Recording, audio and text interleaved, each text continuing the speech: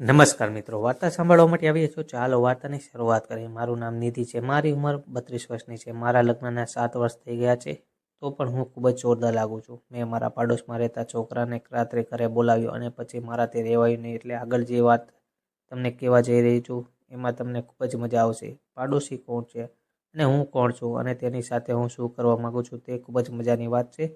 જેમ જેમ તમને વાર્તા સાંભળશો તેમ તેમ તમને મજા આવશે। આ મારી વાર્તા સાચી છે।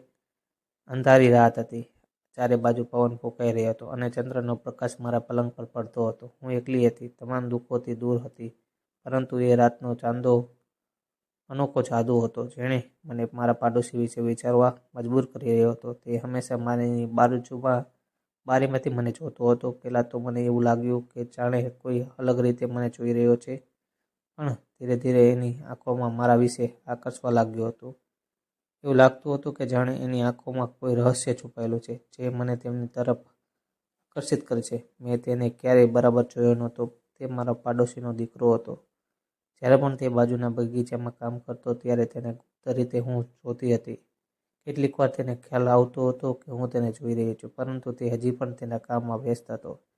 તેના ચહેરા પરનું સ્મિત મારી એક અજબ લાગણી આપવા લાગ્યું। તેના પ્રત્યે મારું આકર્ષણ મજબૂર કરતો હતો। જેમ જેમ દિવસો વીતતા ગયા તેમ તેમ તેની નાની નાની ક્રિયાઓ હું જોતી રહી।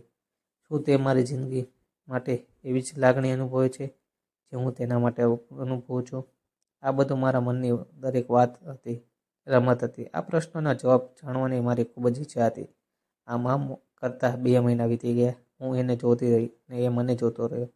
એક દિવસ હું ગભરાયા વગર એની પાસે ગઈ અને કહ્યું, તું મારા ઘરે આવ, તારું કામ છે? પછી એને કીધું, અત્યારે હું કામ કરું છું, હું રાત્રે આવું છું। પછી મેં હા પાડી। રાત પડી, હું એની રાહ જોઈ રહી હતી।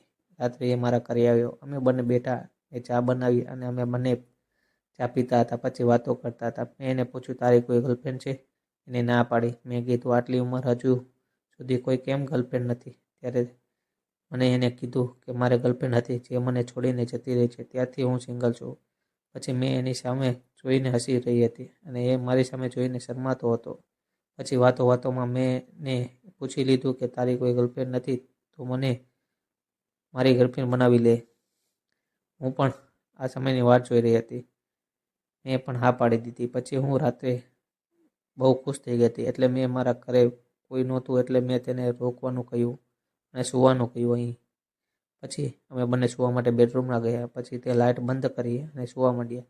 હું જાગતી હતી। અચાનક તેને મારા ઉપર હાથ નાખ્યો અને હાથ ફેરવવા લાગ્યો।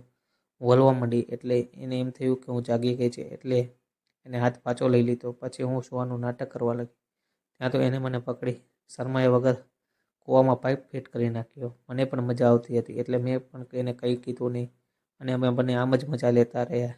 આમ કરતાં કરતાં 3 કલાક પૂરા થઈ ગયા અને હું પણ ખુશ થઈ ગઈ, એટલે મેં તે સમયે ખૂબ જ મજા કરી। આવી જ વાર્તા સાંભળવા માટે ચેનલને સબસ્ક્રાઈબ અને વિડીયોને લાઈક કરજો દોસ્તો। ધન્યવાદ।